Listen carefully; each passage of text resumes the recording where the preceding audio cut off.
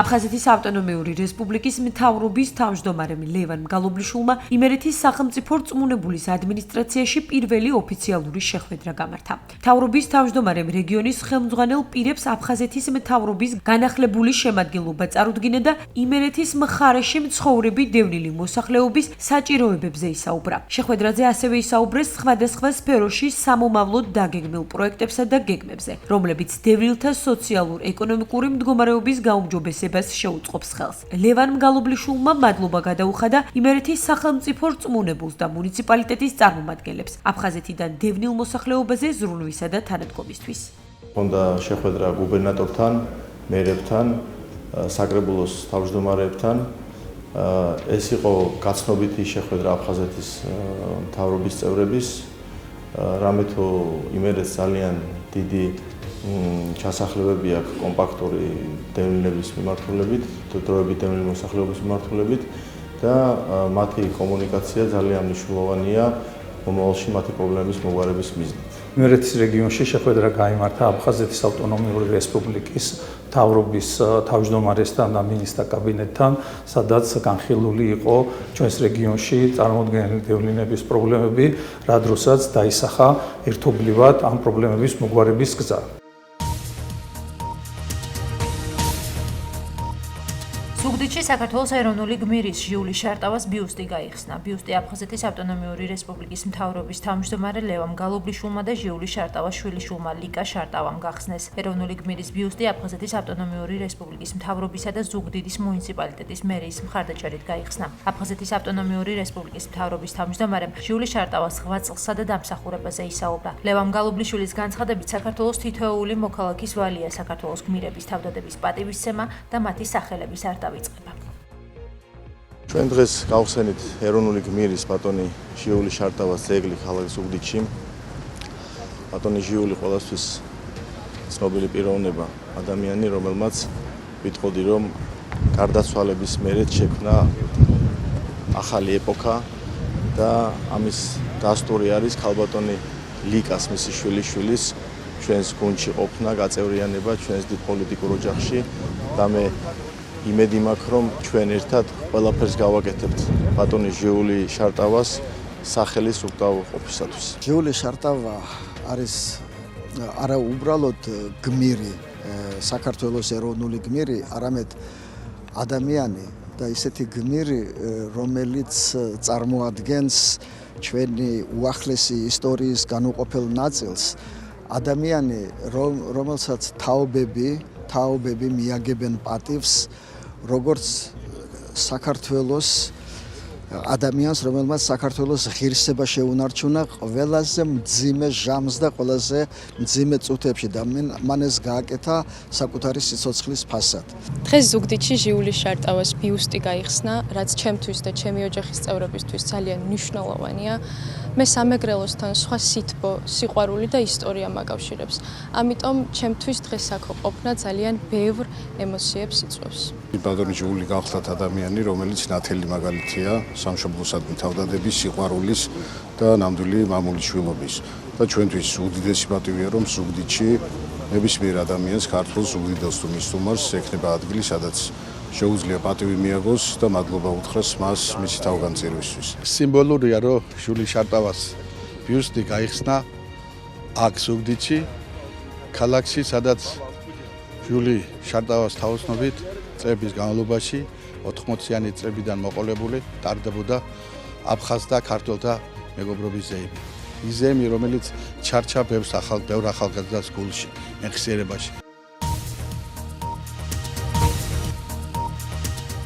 აფხაზეთში ანტირუსული განწყობების ფონზე სოხუმში რუსეთის სახელმწიფო დუმის დეპუტატ კონსტანტინ ზატულინსა და ოკუპირებული აფხაზეთის ეგრეთ წოდებული ოპოზიციური ძალების წარმომადგენლებს შორის შეხვედრა გაიმართა. შეხვედრა დახურულ ფორმატში შედგა და საუბარი ეხებოდა რუსეთისა და ოკუპირებული აფხაზეთის ურთიერთობის სხვადასხვა საკითხს. ოპოზიციური სპექტრის წარმომადგენლებმა ღიად ისაუბრეს იმ თემებზე, რომლებიც აფხაზური მხარის შეშფოთებას და შიშებს იწვევს. შეხვედრაში ოპოზიციური ორგანიზაციების წარმომადგენლებთან ერთად მონაწილეობდნენ ეგრეთ წოდებული საგარეო საქმეთა მინისტრი სერგეი შამბა, ეგრეთ წოდებული ექს-პრეზიდენტი რაულ ხაჯიმბა და სხვები. რუსეთის დუმის დეპუტატის დსთ-ის საქმეთა კომიტეტის თავმჯდომარის პირველი მოადგილის კონსტანტინ ზატულინის განცხადებით, რუსეთი არ განიხილავს აფხაზეთისა და სამხრეთ ოსეთის დე-ფაქტო რესპუბლიკების საქართველოსთვის დაბრუნების ვარიანტს. ზატულინი აღნიშნავს, რომ მოსკოვი შეასრულებს უსაფრთხოების ყველა შეთანხმებას, ხოლო ჯარებს რეგიონებიდან არ გაიყვანს. იგი მიიჩნევს, რომ ოკუპირებულ აფხაზეთში, ოკუპირებულ სამხრეთ ოსეთსა და საქართველოში უნდა აღიარონ ეგრეთ წოდებული რეალობა, ჩამოაყალიბონ გარკვეული რეალური ურთიერთქმედების ფორმების სახელმწიფოთა შორისი ურთიერთობების ფარგლებში. აფხაზეთის საინფორმაციო ანალიტიკურ ცენტრთან საუბარში ექსპერტები აცხადებენ, რომ კრემლი ჯერჯერობით რბილი ძალებით ცდილობს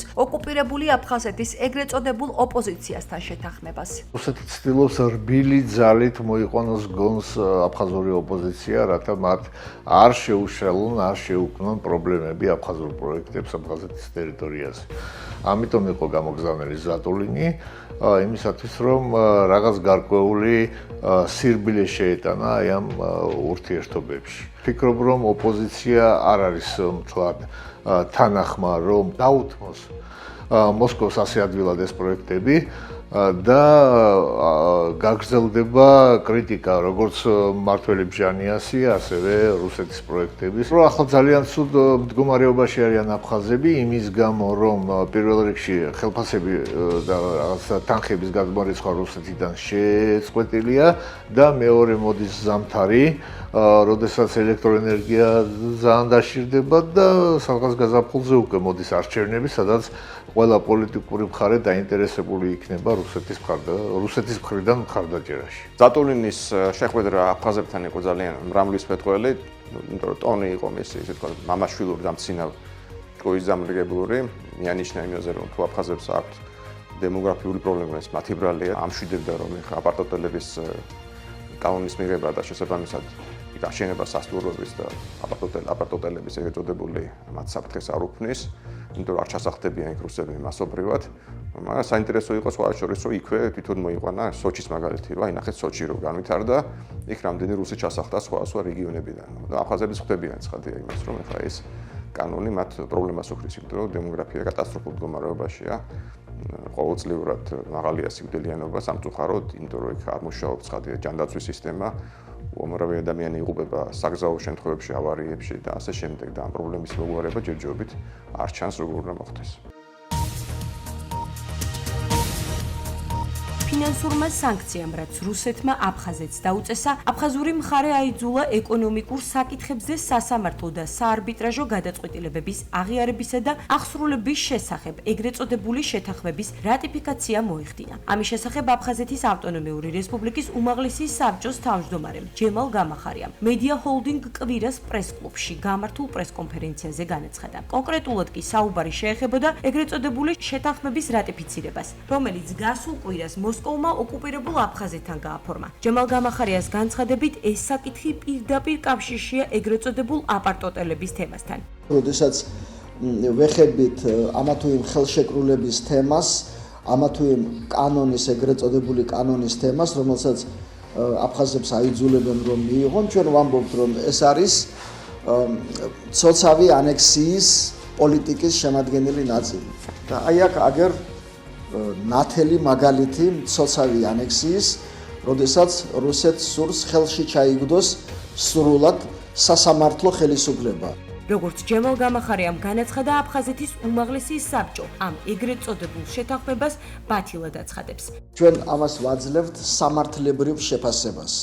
სამართლებრივ შეფასებას ვაძლევთ და გამომდინარე საერთაშორისო სამართლიდან, ქართული კანონმდებლობიდან გამომდინარე ჩვენ ბათილად ვაცხადებთ ამ დოკუმენტს და იმ დოკუმენტს, რომლის ძალითაც მოხდა რატიფიკაცია.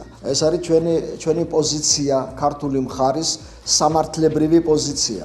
აფხაზეთის ავტონომიური რესპუბლიკის უმაღლესი საბჭოს თავმჯდომარე, რუსეთის საგარეო საქმეთა მინისტრის სერგეი ლავროვის მიერ გაკეთებულ ბოლოდროინდელ განცხადებასაც გამოეხმაურა. ჩემი ღრმა რწმენით მას განსაკუთრებული ისეთი არაფერი უთქვამს, განსაკუთრებული არაფერი უთქვამს, რომ აი ამდენი ყურადღება არის მიპყრობილი ამ განცხადებაზე. ჩვენ არ უნდა გაგვიკვირდეს, რომ ის ამ ორ ტერიტორიას აი ამ განცხადებაშიაც დამოუკიდებელ სახელმწიფოებად განიხილავს, საუბრობს რაღაც თავდაუსხმელობის შესახებ, აი ხელშეკრულება შეიძლება აი პირველი ნაბიჯი იყოს, რომ თავდაუსხმელობის შესახებ შეთანხმება, რასაც აფხაზები და ოსები დიდი ხანია ითხოვენ.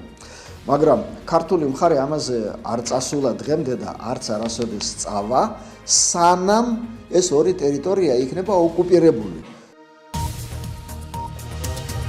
მასწავლებლის საერთაშორისო დღესთან დაკავშირებით აფხაზეთის ღვაწლმოსილი პედაგოგებისა და აფხაზეთის საჯარო სკოლების წლის საუკეთესო მასწავლებლების დაჯილდოება გაიმართა.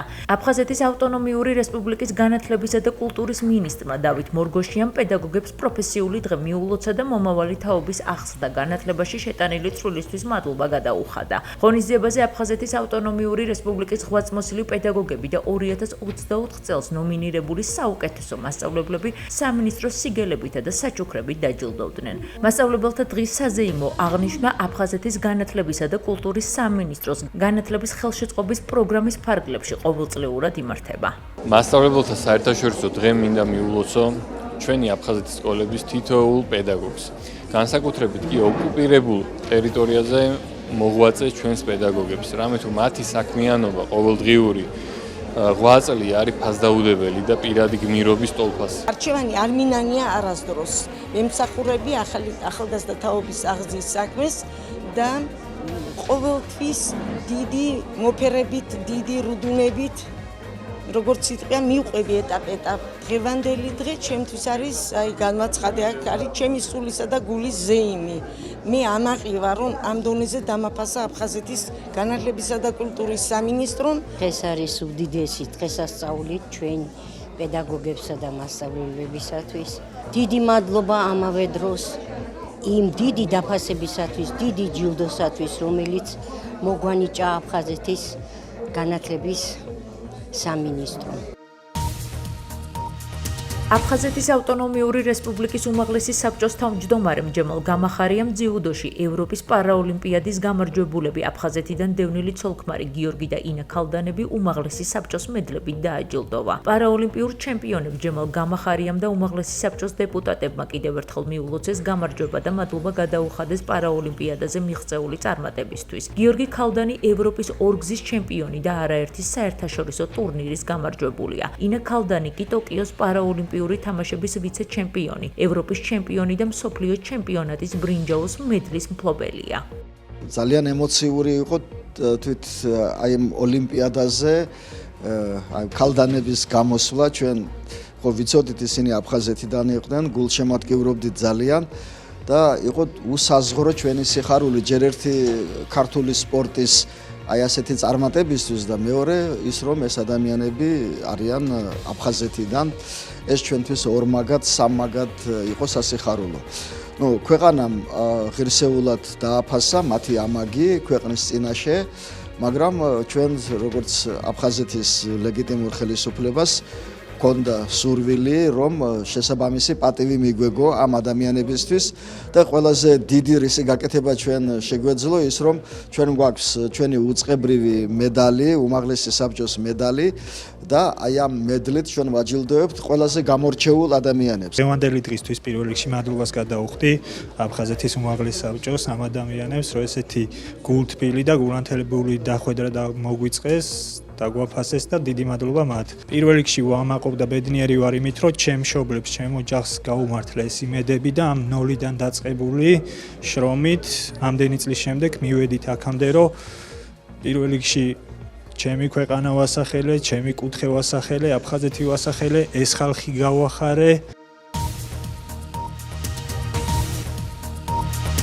ერთობის ხიდი, ქართულ-აფხაზური დიალოგი და კულტურული გაცვლა. ასე ეწოდებოდა პროექტს, რომელიც ქალაქ ზუგდიდში 5 დღის განმავლობაში მიმდინარეობდა. ღონისძიების მიზანს წარმოადგენდა ქართულ-აფხაზური კულტურული დიალოგის ხელშეწყობა, რაც მნიშვნელოვანია ნდობის აღდგენისა და თანამშრომლობის განვითარებისათვის. პროექტში მონაწილეობა მიიღო 15-მა საქართველოს სხვადასხვა რეგიონში მცხოვრებმა, მათ შორის აფხაზეთიდან დევნილმა მხატვარმა. დასკვნით ღონისძიებაზე, რომელიც ზუგდიდის მოსწავლე ახალგაზრდობის სასახლეში გაიმართა, მოეწყო დაიწყო პროექტში მონაწილე მხატვართა გამოფენა და დაჯილდოება. პროექტი აფხაზეთის ავტონომიური რესპუბლიკის მომსახურების სააგენტოსა და აფხაზეთის მხატვართა შემოქმედებითი კავშირის ერთობლივი ორგანიზებით გაიმართა. ღონისძიებას აფხაზეთის ავტონომიური რესპუბლიკის მთავრობისა და ადგილობრივი ხელისუფლების წარმომადგენლები ესწრებოდნენ.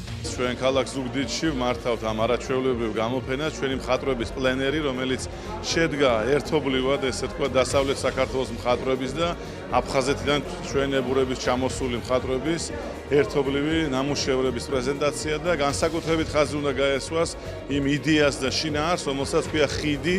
აი ამ ხიდის მეშვეობით ერთობლივად განხორციელდა ეს საოცარი სანახაობა. მე როგორც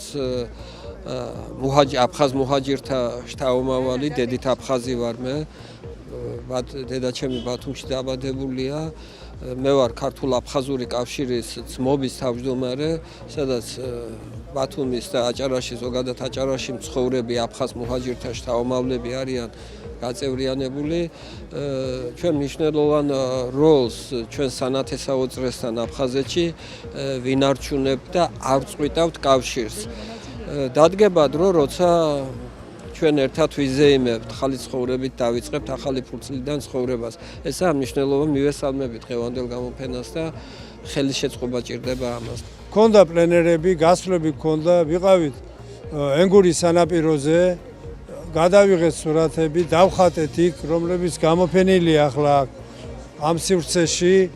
ვიყავით რუხის ციხესთან, ანაკლიაშიც გავაკეთეთ ბევრი ნამუშევრები და თავარი მიზანი და თავარი ჩვენი შინაარსი ამ ღონისძიების არის და ნაბიჯი გადაიდგას ქართულ-აფხაზური ურთიერთობებისთვის. აფხაზეთი მე ვარ პროექტის ფარგლებში კინოსახლში დოკუმენტური ფილმის მეექვსე ნაწილის პრემიერა გაიმართა. ფილმის მეექვსე ნაწილი იმ ექიმებს ეძღვნებათ, რომლებაც ბოლო წუთამდე არ დატოვეს აფხაზეთი და თავიანთი პროფესიით გმირულად იბრძოდნენ დაჭრილი ქართველი და აფხაზი მეომრების, ასევე მშვიდობიანი მოსახლეობის გადასარჩენად. დოკუმენტური ფილმი პროექტ აფხაზეთი მე ვარ ფარგლებში ორგანიზაცია თაობა 21 საქართველოს მიერ შეიქმნა. ფილმის მიზანი პირველ რიგში ექიმებისთვის მადლობის გადახდა იყო გაწეული ღვაწლისთვის და ასევე საზოგადოებისთვის იმ რეალური ისტორიების გაცნობა, რომლებსაც ექიმები ფილმში თავატყვევიან. პროექტის აფხაზეთი მე ვარ ფარგლებში ასევე შექმნილია 2 წიგნი, სადაც 73 ომის მონაწილე ვეტერანის ისტორიაა შესული და გადაღებულია 6 დოკუმენტური ფილმი. პროექტის მიზანი ზოგადად ის გახლავთ, რომ საზოგადოებამ გაიცნოს ეს ადამიანები, ვინც ეს ქართლ-ცეცხლი საკუთარ თავზე გადაიტანს და მიუხედავად ამ მტკივნეული დღეებისა, დღეს ისინი ჩვენს მომავალ თაობას შერიგებისკენ, მოძმეერთან მოლაპარაკებისკენ მოუწოდებენ. ფილმი არამხოლოდ ქართული საზოგადოებისთვის საინტერესო გახლავთ აფხაზი ხალხისთვისაც. ფილმის, რომელიც არის ექიმებისთვის ეძღვნება აფხაზეთის ომში თავიანთი პროფესიით მებრძოლ ექიმებს, რომლებმაც თავიანთი პროფესიით შეიტანეს დიდი წვლილი ჩვენი ქვეყნის ისეთ მნიშვნელოვან ბრძოლაში, როგორიც აფხაზეთის ომი იყო. ფილმები იმით არის მნიშვნელოვანი, რომ მომავალ თაობასთან მივიდეს ის მესიჯები, რომ ომი არის ცუდი, ომი ყოველთვის მიუღებელია, მაგრამ მშვიდობისთვის ბრძოლას ყოველთვის აქვს აზრი. ყოველი დღე უნდა იყოს, მე ასე ვთვლი, აფხაზეთისთვის და სამაჩაბლოსთვის. ხანდახან ისეთ დაუჯერებელ ამბებს ყვებოდნენ ფანტასტიკის სფეროდან ალბათ. ურთიერთობებს, დამოკიდებულებას მეომრების მიმართ, დაჭრილების მიმართ, იმ მდგომარეობის მიმართ, რაც იყო აფხაზეთში. არაფრით როგორ შველოდნენ ჯარისკაცების სიცოცხლეს, მეომრების სიცოცხლეს.